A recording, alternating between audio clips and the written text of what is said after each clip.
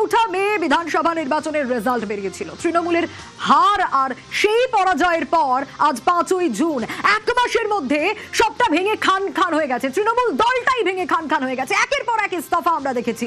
আমরা মেয়র পদগুলোতেও ইস্তফা দেখেছি। আমরা চন্দননগরের মেয়র রাম চক্রবর্তী ইস্তফা দিয়েছেন। আমরা গতকাল দেখেছি বিধাননগরের মেয়র কৃষ্ণা চক্রবর্তী ইস্তফা দিয়েছেন। আর আজ শহর কলকাতার মেয়র ফেরহাদ হাকিম তিনিও ইস্তফা দিলেন। হ্যাঁ, কলকাতার মেয়র পদ ছাড়লেন ফেরহাদ হাকিম। 2018 থেকে তিনি মেয়র হিসেবে ছিলেন কলকাতা পুরসভায়, কিন্তু নবান্ন তো হাতছাড়া হয়ে গেছে তৃণমূলের চৌঠা মে। এবার ছোট লালবাড়িটাও তৃণমূলের তরফ থেকে হাতছাড়া হয়ে গেল।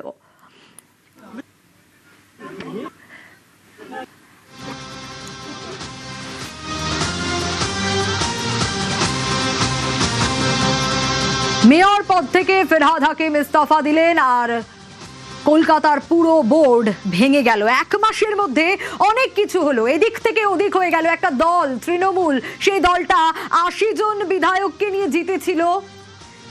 80টা বিধায়ক জিতলেও ভরাডুবি হয়েছিল। তার কারণ 200রও বেশি আসন, সেই 200রও বেশি আসন পেয়ে বিপুল ম্যান্ডেটে বিজেপি সরকার ক্ষমতায় এলো। কিন্তু তারপর কি দেখা গেল? বিরোধী আসন তৃণমূলের। কিন্তু সেখানেও বিস্তর জলঘোলা হতে থাকলো, কারণ দলটাই ভেঙে খান খান হয়ে গেল। এবার দেখা গেল একের পর এক মেয়র যারা রয়েছেন তারা ইস্তফা দিচ্ছেন। চন্দননগরের মেয়র রাম চক্রবর্তী ইস্তফা দিলেন। গতকাল আমরা দেখলাম বিধাননগরের মেয়র কৃষ্ণা চক্রবর্তী ইস্তফা দিলেন। আর আজ কেন ইস্তফা দিলেন মেয়র ফেরহাদ হাকিম, দেখুন।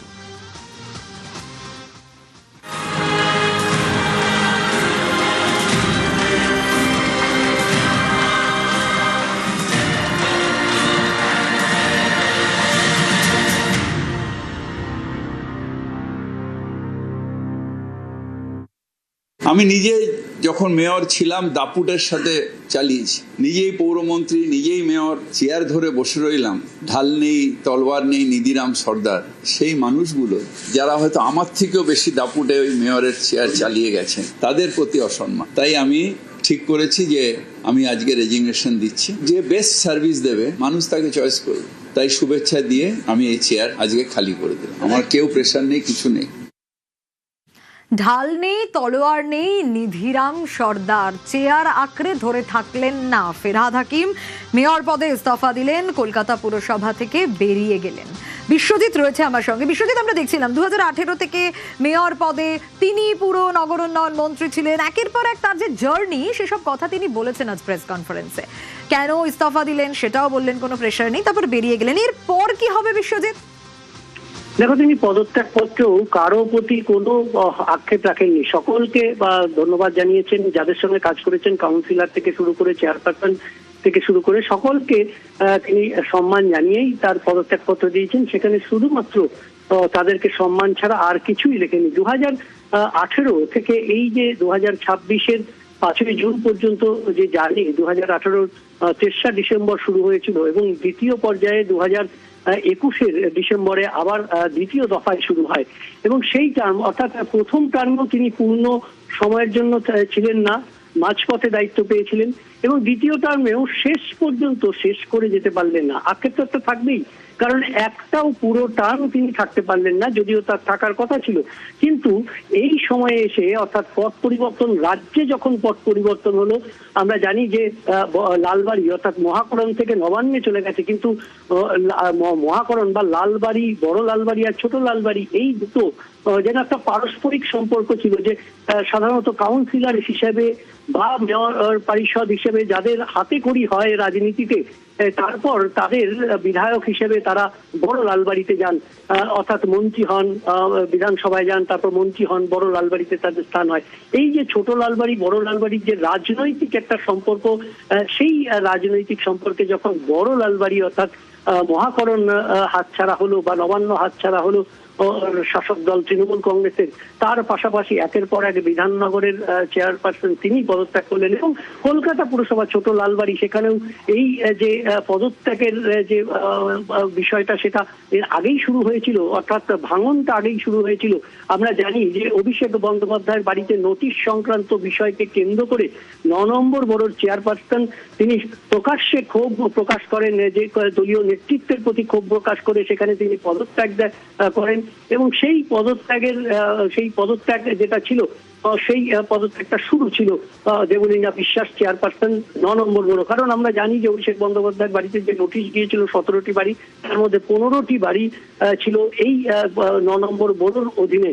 এবং তারপর আমরা যদি দেখি যে একই সঙ্গে জোড়া পদত্যাগ হয়েছিল, সেই জোড়া পদত্যাগ করেছিলেন বড় নম্বর 12 বড় নম্বর সুশান্ত ঘোষ, তিনি একই সঙ্গে 98 নম্বর ওয়ার্ডের কাউন্সিলর, তিনি কলকাতা মিউনিসিপ্যাল অ্যাকাউন্টস কমিটির সদস্য ছিলেন অরূপ চক্রবর্তী, তিনি পদত্যাগ করেছেন। তারপর গুরুত্বপূর্ণ মেয়র পরিষদ নিকাশি, যেটা সামনেই বর্ষা আসছে, নিকাশি তারক সিং তিনি পদত্যাগ করেছেন।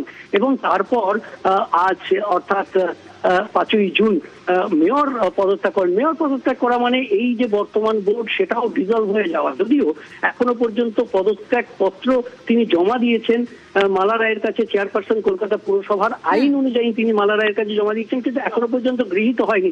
এই যে এত পদত্যাগ, যে কথা আমি পদত্যাগ কলকাতা পুরসভার ক্ষেত্রে বললাম, কোনো পদত্যাগই গৃহীত হয়নি, কিন্তু মেয়র পদত্যাগ করা মানে কলকাতা পুরসভার বোর্ড ডিজলভ হয়ে যাওয়া। এবং সেক্ষেত্রে যে আক্ষেপ, অনেক কাজ করে যেতে পারেনি, স্বাভাবিকভাবে সেই আক্ষেপ থাকবে। কিন্তু তিনি এই যে করোনা পিরিয়ড থেকে একেবারে আক্ষেপ তো থাকবেই, একের পর এক পদত্যাগ এবং নবান্নের পর ছোট লাল বাড়িটাও তৃণমূলের হাতছাড়া। 2018 সালে হঠাৎ করে যখন তখনকার মেয়র রেজিগনেশন দিলেন, সেই সময় সব কাউন্সিলরদের সম্মতি নিয়ে আমাকে এই চেয়ারে বসানোর জন্য আমার মনে হয়েছিল যে এই চেয়ারে বসার যোগ্যতা আমার নেই। প্রাতঃস্মরণীয় যাদের ছবিতে নমস্কার করে আমরা বড় হয়েছি, দেশবন্ধু চিত্তরঞ্জন দাস, সুভাষচন্দ্র বোস, ডাক্তার বিধানচন্দ্র রায়, যাদের প্রণাম করে আমরা বড় হয়েছি, তাদের নখের যোগ্য হতে পারলে জীবনটা ধন্য হয়ে যাবে। সেইখানে দাঁড়িয়ে সেই দায়িত্ব পালন করলাম। 2018 সাল থেকে কলকাতা পুরসভার মেয়র আর আজ পদত্যাগ করলেন, কিন্তু কেন পদত্যাগ করলেন? এই মুহূর্তে কলকাতা পুরসভার স্ট্যাটাস কি, দেখি কি বলছে কমলিকা। কলকাতার কর্পোরেশনের যে 144টি ওয়ার্ড আছে, সেখানে এইবার যে নির্বাচন হয়েছে সেই নির্বাচনে অনেকগুলো ওয়ার্ডে অর্থাৎ 102 ওয়ার্ডে তৃণমূল কংগ্রেস পিছিয়ে রয়েছে। 102 ওয়ার্ডে ভারতীয় জনতা পার্টি তারা এগিয়ে রয়েছে। এবং আরো আনুষঙ্গিক অনেক কারণের অনেক রকম ব্যাখ্যা হতে পারে। যে পরিস্থিতি তৃণমূল কংগ্রেসের দাঁড়িয়েছে, যেভাবে তৃণমূল কংগ্রেস এবার হার দেখতে হয়েছে তৃণমূল কংগ্রেসকে, এবং তারপরে আমরা দেখেছি যে বিশেষ করে শহর কলকাতার যদি আমরা রেজাল্ট দেখি, তাহলে শহর কলকাতার রেজাল্ট অত্যন্ত খারাপ তৃণমূল কংগ্রেসের। এবং কাউন্সিলরদের বিরুদ্ধে একটা চরম অনাস্থা দেখা যাচ্ছে বিভিন্ন জায়গায়। সাধারণ মানুষ তারা এই কাউন্সিলরদের বিরুদ্ধে বলছেন, এবং শুধু তাই নয়, বিভিন্ন কাউন্সিলরদের তোলাবাজি এবং বিভিন্ন রকমের সিন্ডিকেটের সঙ্গে যুক্ত এই তোলাবাজি, এই সমস্ত কিছু নিয়ে তাদের কিন্তু প্রশ্ন উঠছে, তারা কিন্তু প্রশ্ন করছেন।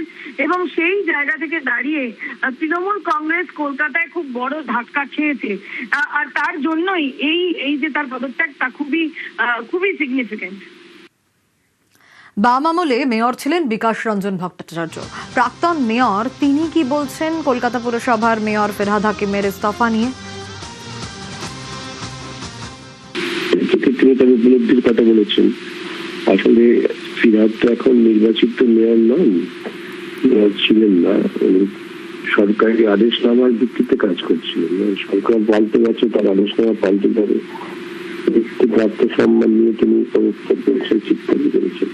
আপনারা ভুল করছেন, এটা নির্বাচিত মেয়র ছিল না, নির্বাচিত পুরসভা নয়, এটা সরকারি আদেশ বলে তারা কন্টিনিউ করছিলেন। তার নির্বাচিত সময়সীমা 2020 সালে পার হয়ে গিয়েছে। সুতরাং এতদিন সরকারের ইচ্ছা তিনি ছিলেন, আজকে সরকারের ইচ্ছা নেই, বুঝতে পেরেছেন, শুনে গেছেন, স্বাভাবিক। তৃণমূলের ভরাডুবি, একের পর এক মেয়রের ইস্তফা। কলকাতা পুরসভার মেয়র ফেরহাদ হাকিম তিনিও ইস্তফা দিলেন। বিজেপি কাউন্সিলর মীনা দেবী পুরোহিতের কি বক্তব্য? কি ছিল না ওনার হাতে? ওনার তো সরকার ছিল, ডাবল ইঞ্জিন সরকার ছিল, তখন ওনার হাতে কিছু ছিল না। উনি বিধায়ক ছিলেন, মন্ত্রী ছিলেন, মেয়র ছিলেন, কে বলছেন ওনার হাতে ছিল না? তখন কি স্টাম্প মেয়র ছিলেন কি? উনি কি কাজ করেছেন একবার দেখান। কাজ করলে সরকার যেত না। শুভেন্দু অধিকারী জি 1 সপ্তাহের ভিতরে কাজ করেছেন, উনি 15 বছর ছিলেন, না করেছেন কাজ করতে।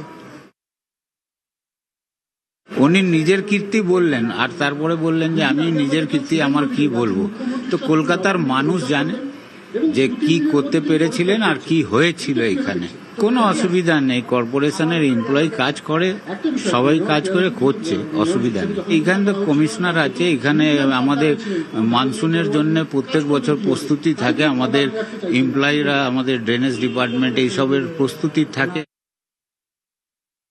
বিধায়ক অর্জুন সিং, বিজেপি বিধায়ক অর্জুন সিং সম্প্রতি এসেছিলেন নিউজ 18 বাংলার স্টুডিওয়ে এবং সেখানে এসে ফেরহাদ হাকিমের প্রসঙ্গ উঠতে ফেরহাদ হাকিমকে নিয়ে বিস্ফোরক অভিযোগ করেছিলেন। ফিরহাদ হাকিমও পদত্যাগ করলেন মেয়র পদ থেকে। পয়সা বাঁচাবার জন্য ভাবছে কি করলে পয়সা বেঁচে যাবে। পয়সা বাঁচাবার জন্য অনেক কোটি কোটি, ওরও মানে অনেক পয়সা আছে ওর কাছে। কলকাতা কর্পোরেশনের মতন ইললিগাল কনস্ট্রাকশন, আর কলকাতা থেকে বেশি আগুন কোথাও ধরে না। রাতারাতি আগুন ধরে, সুজিত বোসকে নেভায় আর ইললিগাল কনস্ট্রাকশন হয়ে যাচ্ছে। তো অত কোটি কোটি টাকা ওর কাছে আছে, ও ভাবছে রিজাইন দিয়ে হয়তো বেঁচে যাব। ওর মেয়ে কয়েকটা হোটেল খুলেছে, 30টা হোটেল তো আমি জানি দুবাইতে, ওর 30টা হোটেল। দুবাইতে 30টা হোটেল, 30টা চেন অফ হোটেল রেস্টুরেন্ট, 30টা। কিন্তু মুখ্যমন্ত্রী যেভাবে এগোচ্ছেন, আমার মনে হচ্ছে এরা কভারের মধ্যেও পয়সা রাখলে গভর্নমেন্ট রিকভারি করে নেবে।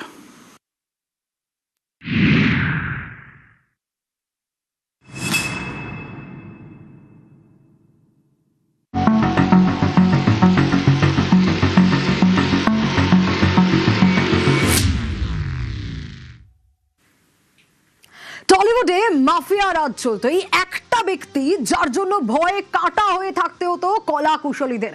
জুনিয়র বিশ্বাস, হ্যাঁ, মন্ত্রী অরূপ বিশ্বাসের ভাই স্বরূপ বিশ্বাস। ক্ষমতা বদল হলো রাজ্যে, পালা বদল হতেই মানুষ মুখ খুলতে শুরু করলো, অভিযোগ উঠলো আর তারপরে গ্রেপ্তার। গতকাল রাতেই গ্রেপ্তার করা হয় মন্ত্রী অরূপ বিশ্বাসের ভাই স্বরূপ বিশ্বাসকে। কি অভিযোগ তার বিরুদ্ধে, কেন গ্রেপ্তার করা হয়েছিল তাকে? শ্লীলতাহানি, তোলাবাজি, একাধিক অভিযোগ। এর আগেও অভিযোগ ছিল, কিন্তু শাসনে ক্ষমতায় তৃণমূল সরকার ছিল, গ্রেপ্তার করা যায়নি, ছোঁয়াই যায়নি স্বরূপ বিশ্বাসকে। কারণ দাদা মন্ত্রী অরূপ বিশ্বাসের হাত সারাক্ষণ ভাইয়ের মাথার উপর। কিন্তু যেই পালা বদল হলো, স্বরূপের বিরুদ্ধে একের পর এক অভিযোগ দায়ের হতে থাকলো। পুলিশ তখন অ্যাকশন নিতে পারেনি, কিন্তু পুলিশ এখন অ্যাকশন নিল। অস্ত্র আইনেও মামলা পুলিশের এবং স্বরূপ বিশ্বাসকে গ্রেপ্তার করে নিউ আলিপুর থানার পুলিশ। আপনাদের জানিয়ে রাখি কি কি ধারা যুক্ত হয়েছে এই গ্রেপ্তারির পিছনে, কারণ একাধিক ধারায় স্বরূপের বিরুদ্ধে মামলা হয়েছে। শ্লীলতাহানির অভিযোগে মামলা হয়েছে, খুনের চেষ্টা, কাজের নামে টাকা আদায়, এই যে ব্যান কালচার, মাফিয়া রাজ চালাতো, বিভিন্ন অভিযোগ, তোলাবাজি, অপরাধমূলক ষড়যন্ত্রের অভিযোগ। শুধু তাই নয়, এই স্বরূপের বিরুদ্ধে অস্ত্র আইনেও মামলা হয়েছে। স্বরূপের বিরুদ্ধে থানায় অভিযোগ করেছে 5 জন, আর 5 জনের অভিযোগ মিলিয়ে এই মামলা। 2 মহিলা সহ 5 জনের অভিযোগে স্বরূপ বিশ্বাস জালে।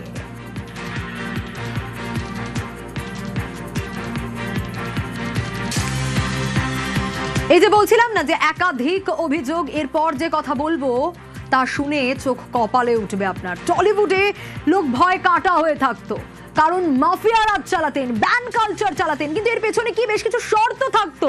যদি কাজ পেতে হয় তাহলে স্বরূপ বিশ্বাসের বেড পার্টনার হতে হবে। হ্যাঁ, স্টুডিও এসে মারাত্মক অভিযোগ করেছেন অভিযোগকারী মেকআপ আর্টিস্ট। বিস্ফোরক অভিযোগ তার, প্রতি মুহূর্তে অভিযোগকারী আশঙ্কা করতেন তার সঙ্গে হয়তো অভয়ার মতো ঘটনা ঘটবে।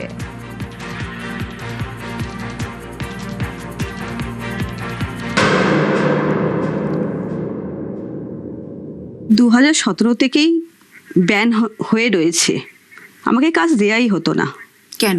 স্বরূপ বিশ্বাসের পছন্দদার লোক হতে হবে, স্বরূপ বিশ্বাসের বেড পার্টনার হতে হবে, এবং তার সাথে সাথে গিল্ডের যে সেক্রেটারি আছে সে নানা অছিলাই আমাকে বলে যে ইন্ডাস্ট্রিতে টিকে থাকতে গেলে পছন্দদার মানুষ হতে হবে।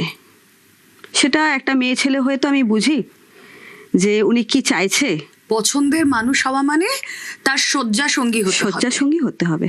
যদি সেটা না করতে পারেন তাহলে ব্যান করে দেবে। ব্যান হয়ে গেছি, বয়কট হয়ে গেছি, কাজ পাবো না, কথা বলতে পারবো না, কথা বলতে গেলেই জানে মেরে দেবে।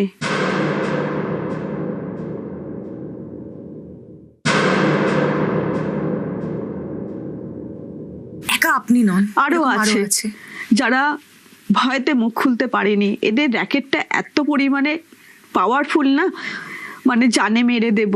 আমি অনেক কিছু জেনে গেছিলাম গিল্ডের ভেতরের কথা। যদি মিটিংটা করতাম আমার কিন্তু অভয়ের মতন অবস্থা হয়ে যেত, জানো কি তো? বলছেন? একদমই তাই।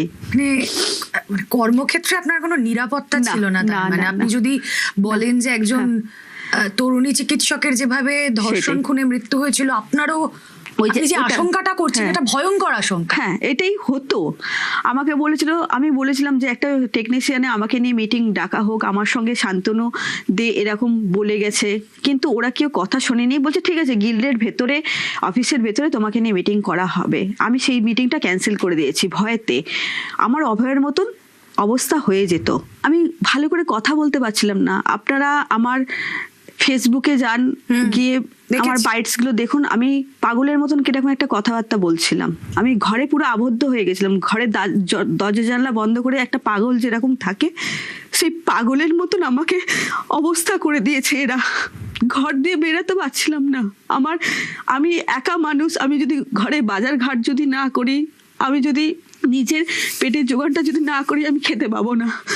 ওরা আমাকে আমার ঘর থেকে বেরোনোটা পর্যন্ত আটকে দিয়েছিল।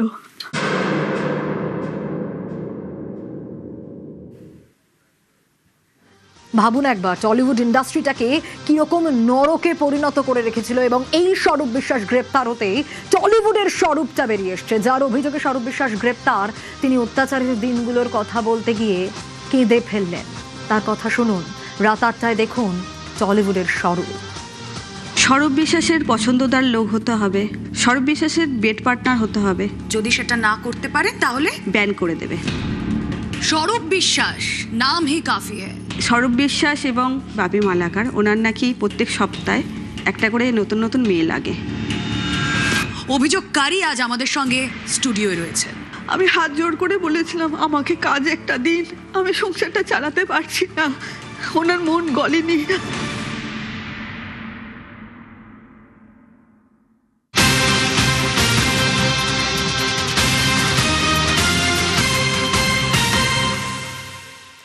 অনেক চেষ্টা করলেন অভিষেক বন্দ্যোপাধ্যায়, সিআইডি তলব হলো, চ্যালেঞ্জ করে হাইকোর্টে গেলেন, কিন্তু না, রক্ষা কবচ পেলেন না অভিষেক বন্দ্যোপাধ্যায়।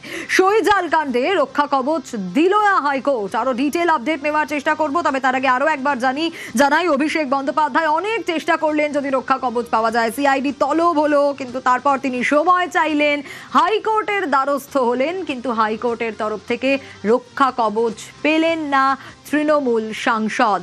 রক্ষা কবচ দেওয়া হলো না হাইকোর্টের তরফ থেকে। সইজাল কাণ্ড, বিধানসভায় শোভনদেব চট্টোপাধ্যায়কে বিরোধী দলনেতা করার জন্য বিধায়কদের সাইন, আর সেই সাইনের পেজ নিয়ে বিস্তর জলঘোলার, সেখানে নানা অভিযোগ উঠে আসে, সেখানে সই জালের অভিযোগ উঠে আসে, যার তদন্ত করছে সিআইডি আধিকারিকরা। যে কারণে সিআইডি আধিকারিকরা অভিষেক বন্দ্যোপাধ্যায়ের বাড়ি পর্যন্ত যান, তাকে হাজিরা দেওয়ার কথা বলেন ভবানী ভবনে, কিন্তু অসুস্থতার কথা বলে অভিষেক বন্দ্যোপাধ্যায় সময় চেয়ে নেন এবং হাইকোর্টের দ্বারস্থ হন তৃণমূল সাংসদ। কিন্তু লাভ হলো না, অনেক চেষ্টা করেও রক্ষা কবচ পেলেন না অভিষেক বন্দ্যোপাধ্যায়।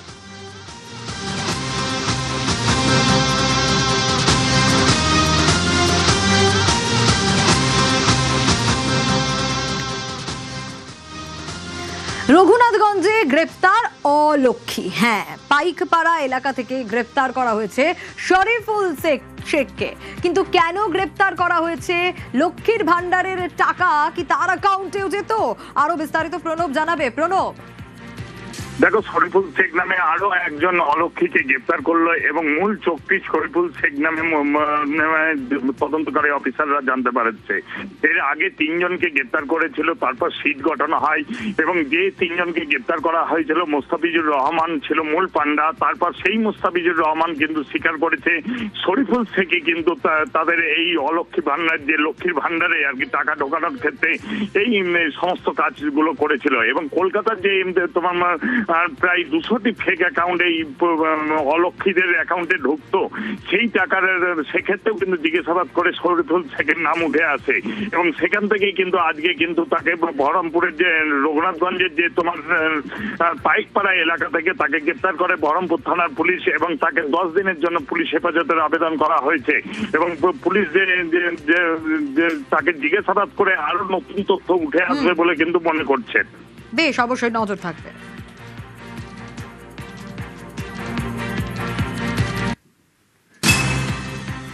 লক্ষ্মীর ভান্ডার নিয়ে তো ভুরি ভুরি অভিযোগ, অলক্ষীদের অ্যাকাউন্টে, ছেলেদের অ্যাকাউন্টে টাকা চলে যাচ্ছে। বিধবা ভাতা না, সেখানেও টাকা ভুয়ো অ্যাকাউন্টে যাচ্ছে। মালদার চাচল, সেখানে বিধবা ভাতায় দুর্নীতির অভিযোগ। নিজের নামে বরাদ্দ টাকা উপভোক্তা পাচ্ছেন না। ঠিক কি দুর্নীতি হয়েছে সেবকের কাছ থেকে জানবো। সেবক, একদমই দেখো, মালদহের আসলে বিধবা মহিলা সরিতা আগরওয়াল তিনি যে অভিযোগ এনেছেন তা অত্যন্ত গুরুত্বপূর্ণ এবং চাঞ্চল্যকর। তিনি যেটা বলছেন যে তার বিধবা ভাতার জন্য তিনি কয়েক বছর আগে সরকারের কাছে আবেদন করেছিলেন, বছর 4 আগে তার এই ভাতা বরাদ্দ হয়।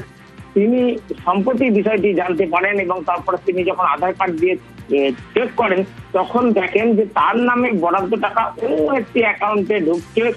সেই অ্যাকাউন্ট কার সেটা স্বাভাবিকভাবে এই উপভোক্তা জানতে পারেননি, কিন্তু ওই নির্দিষ্ট অ্যাকাউন্ট অর্থাৎ যে ভুয়ো অ্যাকাউন্টে টাকা ঢুকছে যদি তার নয়, সেই অ্যাকাউন্টের লাস্ট 4টি ডিজিট তিনি জানতে পান এবং সেই অ্যাকাউন্টের কিছু স্টেটমেন্ট জোগাড় করে প্রশাসনের দ্বারস্থ হয়েছেন। প্রশাসনের কাছে তদন্তের দাবি করেছে বিজেপিও। যেটা অভিযোগ উঠছে যে বছরের পর বছর তার জন্য বরাদ্দ টাকা অন্যের অ্যাকাউন্টে, ভুয়ো অ্যাকাউন্টে জমা করেছে এবং এর পিছনে চক্র থাকতে পারে এমনটাই আশঙ্কা করছেন এই উপভোক্তা। এবং বিজেপির দাবি এর পিছনে খতিয়ে দেখলে হয়তো তৃণমূল যোগ পাওয়া যাবে আর তার জন্যই কার অ্যাকাউন্টে টাকা ঢুকেছে ইতিমধ্যেই কিন্তু তদন্ত শুরু করেছে অভিযোগ পেয়ে ব্লক প্রশাসন এবং এটা এখনো নির্দিষ্ট নয় ঠিক কার অ্যাকাউন্টে পড়লো, পুরুষের অ্যাকাউন্টে কি মহিলার অ্যাকাউন্টে কি তৃণমূল নেতা কর্মীর অ্যাকাউন্টে, পুরো বিষয়টি কিন্তু এই মুহূর্তে তদন্ত করে দেখা হচ্ছে। সোনিয়া, বেশ, কিন্তু ভুয়ো অ্যাকাউন্টে টাকা যাচ্ছে এটা কনফার্ম। বেশ, অ্যাপ্লাই করেছি বিধবা পেনশনের জন্য আর আমি এখন পর্যন্ত কিছু পাইনি। আমার অ্যাকাউন্টে দেখাচ্ছে যে আমার মাসে মাসে টাকা ঢুকছে, কিন্তু আমাদের নাম্বারে টাকাটা ঢুকছে না, অন্য নাম্বারে চলে যাচ্ছে। আমার আধার কার্ডের লিঙ্কে দেখাচ্ছে যে আমার মোবাইলে ঢুকছে টাকা। এটা জেনে আমাকে খুবই খারাপ লাগলো কি আমি কষ্ট পাচ্ছি, অন্য নাম্বারে আমার টাকাটা ঢুকে যাচ্ছে। আমি চাইছি যে আমার অ্যাকাউন্ট নাম্বার দেওয়া হয়েছে ওখানে, ওই নাম্বারে যেন আমার টাকাটা ঢুকে। ত্রাণের ত্রিপল, থান এসব তো বহু জায়গায় পাওয়া গেছে এবং তৃণমূল আমলে কিভাবে তৃণমূল নেতারা দুর্নীতি করেছেন সেসব ছবি তো স্পষ্ট। আর একটা ছবি দেখাবো এবার। স্টেডিয়ামের বন্ধ ঘর, বুঝলেন, সেখানে ত্রাণের ত্রিপল উদ্ধার হয়েছে। হ্যাঁ, উদ্ধার হয়েছে ত্রাণের ত্রিপল, ওষুধ, মেডিকেলের নানা সরঞ্জাম। এগুলো তো সাধারণ মানুষকে দেওয়ার কথা, যাদের প্রয়োজন তাদেরকে দেওয়ার কথা, কিন্তু না, তাদের দেওয়া হয়নি। সব হজম করে নিয়েছে নেতারা। নৈহাটির বঙ্কিমাঞ্জলি স্টেডিয়ামের বন্ধ ঘরের ছবিটা দেখুন শুধু।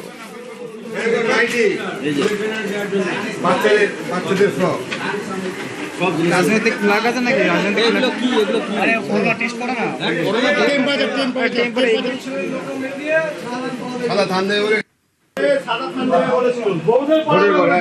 এই যে বৌদেরকে ভোটের পরে যে সাধারণ দেবে দেবে বলে অরুণ রয়েছে আমার সঙ্গে। অরুণ, সাদা থান, ত্রাণের ত্রিপল, মেডিকেলের সরঞ্জাম, এই ত্রিপল মেডিকেলের সরঞ্জাম যেগুলো সাধারণ মানুষের পাওয়ার কথা সব হজম করে নিয়েছে নেতারা। কাদের বিরুদ্ধে এবার এই অভিযোগ? দেখো, একটা দুটো বস্তা নয়, প্রচুর বস্তা ভর্তি কিন্তু জামা কাপড়, মেডিকেলে মানুষের জিনিস পায় না, অক্সিজেন মাপার থেকে শুরু করে প্রেশার মাপার সমস্ত যন্ত্র সবকিছু এখানে রয়েছে এবং কি অগ্রসর অবস্থায় তালা দেওয়া অবস্থায় পড়ে রয়েছে। কিন্তু বাচ্চাদের জামা কাপড় ছিল প্রচুর, সেখানে লুঙ্গি থেকে শুরু করে ধুতি সমস্ত কিছু সেখানে রয়েছে। গরিবরা এসব কিন্তু পায়নি, কিন্তু ঘর বন্দি অবস্থায় পাওয়া গেছে। আর যখন পৌরসভার কর্মীরা সেখানে ঘর তালা ভেঙে সেখানে ঘরে ঢোকে তখন তারা এই অবস্থা দেখতে পায়। সেই ঘটনার পর যিনি নৈহাটির নতুন বিধায়ক হয়েছেন সৌমিত্র চট্টোপাধ্যায়, তিনি বলেন এগুলো মানুষ হওয়ার কথা ছিল, এগুলো কি করে আসছে, এগুলো তদন্ত নিশ্চয়ই হবে। কিন্তু পৌরসভার কিছু বালতি বা কিছু সেগুলো তারা রাখতেই পারে, পৌরসভার হয়তো রাখার গোডাউন নেই, সেগুলো রাখতে পারে। কিন্তু দলীয় পতাকা থেকে শুরু করে মেডিসিন, জল প্রচুর জলের বোতল সেখানে আগে যিনি সাংসদ ছিলেন, বিধায়ক ছিলেন, তার নামে জলের বোতল সমস্ত কিছু সেখানে পাওয়া গেছে। এই ঘরে এখন তদন্ত চলছে, তারা কেন এইভাবে মজুত রেখেছিল, কেন লোকে পায়নি, এটা নিয়ে কিন্তু এখন প্রশ্ন তুলেছে। ঘটনাস্থলে নৈহাটি থানার পুলিশ গেছে এবং তদন্ত করে দিচ্ছে। বেশ,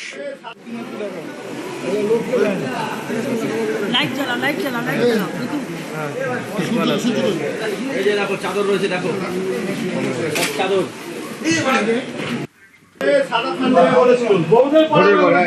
এই যে বৌদের যে ভোটের পরে যে সাধারণ দেবে, এই দেবে বলে সাদা ধান দেবে বলে রেডি আছে। মিউনিসিপ্যালিটি কি করে রাখলো, এবং এর সিআইসি ছিলেন মিস্টার সনদ দে। ট্রান্সফার মধ্যে যখন আসে কোথাও তো রাখতে হয়, সেটা মিউনিসিপ্যালিটির কোনো গোডাউন নেই বলে স্টেডিয়ামের কোনো ঘরে রাখতেই পারেন, সেটা খুব একটা বেআইনি না। কিন্তু সেখানে দলীয় ঝান্ডা পতাকা সেইটা কেন আছে, সেটা একমাত্র মিউনিসিপ্যালিটি প্রপারলি জবাব দিতে পারে। সৌরভ বিশ্বাসের পছন্দ